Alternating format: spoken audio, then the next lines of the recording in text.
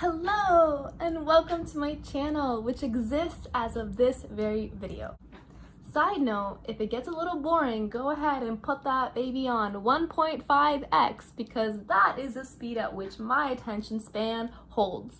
And I know that I talk a little bit too fast, so in fact, I am making a conscious effort to enunciate and to speak clearly. Today, I'm going to be talking about not why I decided to do my MBA, but in fact, why one class later, I am quitting. I absolutely love my first class at NYU, and unfortunately, fortunately, I am quitting, and I'm going to tell you why. This video is for really anyone who's ever curious about what it's like to make those kinds of decisions, because those are very big decisions in your life. So you're gonna hear from my experiences and why I am $7,000 under, but I think it's for a really good cause, and I think I learned a lot. All right, there are 3 reasons why I am quitting my MBA. It is finances, not what you would think though, time, and finally, personal growth. So the finance part of this is actually a little bit different than what you might expect, because my reasoning for getting an MBA is a little bit different from other people. When I thought about getting an MBA, it was for purely educational self-growth reasons. I was not looking to change careers. I am working in finance, and I worked in finance when I started, and I plan on working in finance. So I am not the kind of person who wanted to come in and recruit and then go to Amazon, although that might be in the cards in the future. When I joined the MBA, I was working for a bulge bracket bank.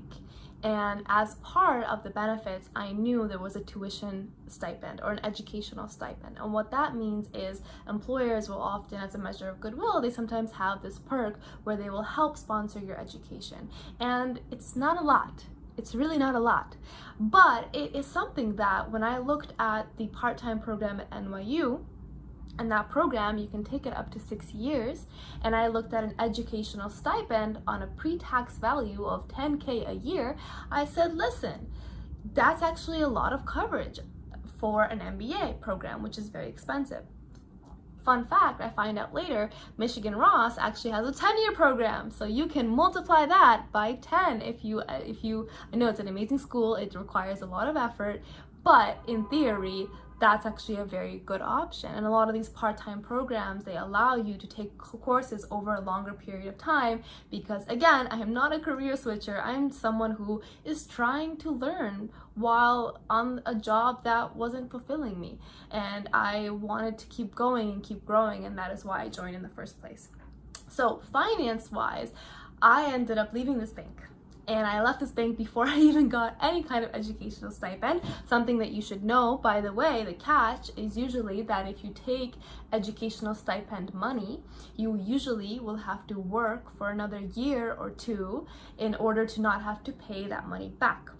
And the other caveat to an educational stipend is that it is quoted on a pre-tax basis.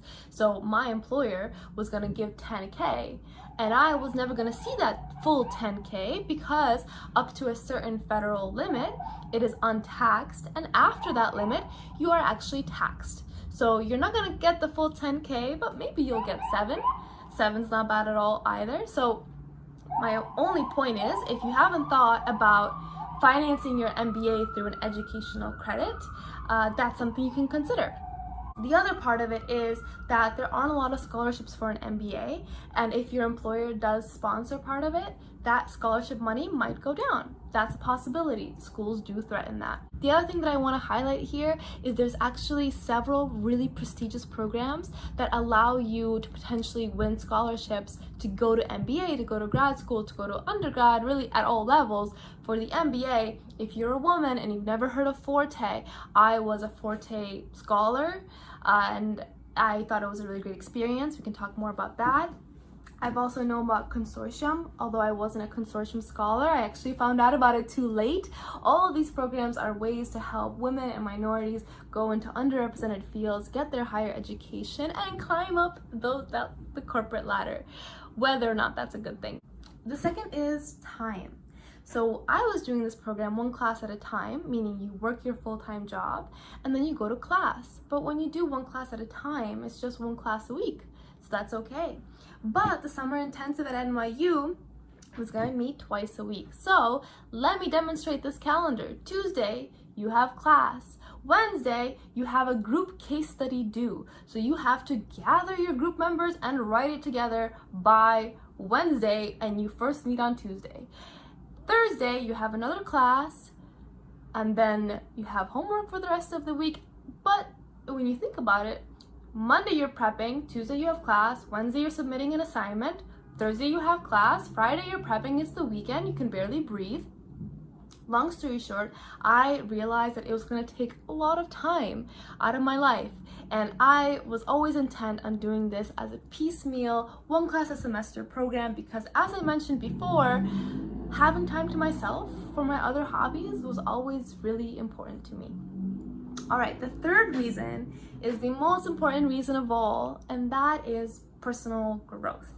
And that requires telling you a little bit about who I am. And I am someone who has always been very book smart.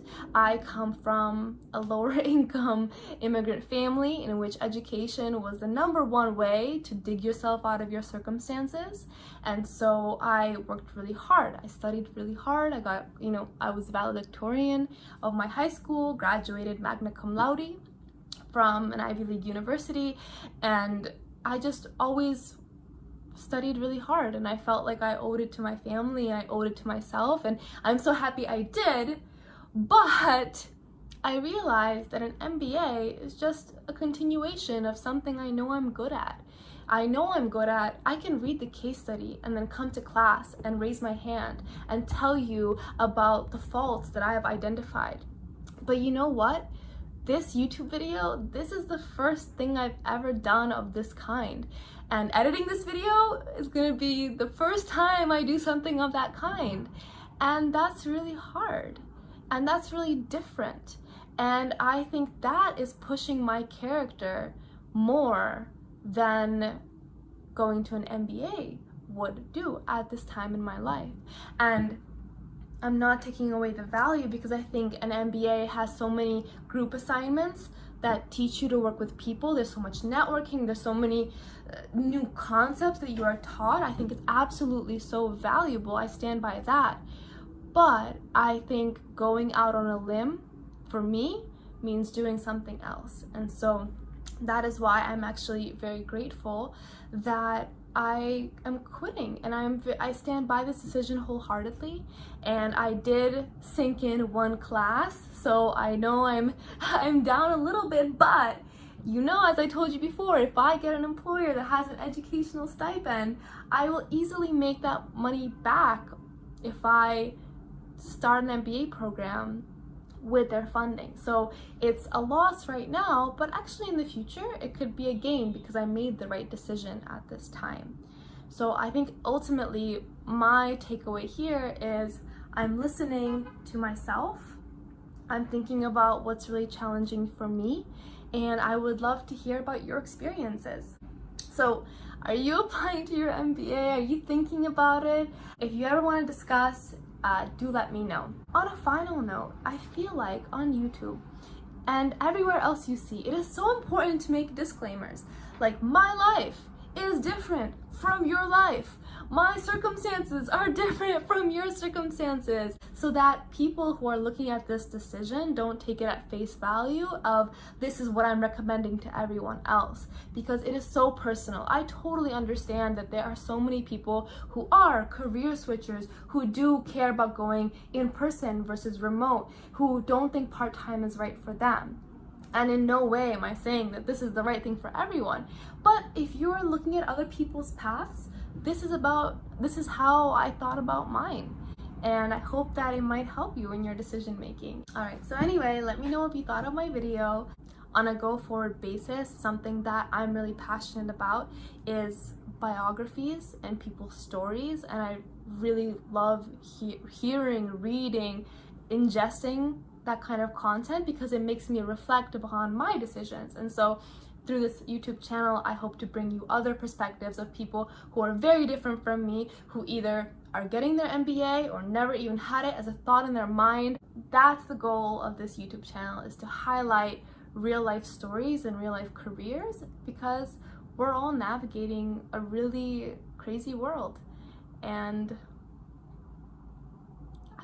that's kind of where I have to end it. So I can't believe I'm saying this. Like this video, subscribe. Did you know YouTube has an algorithm that apparently I have to figure out in order for this channel to be successful? But that is harder than studying for a test. So here I am. Anyway, great seeing you guys. See you soon. I need better camera quality.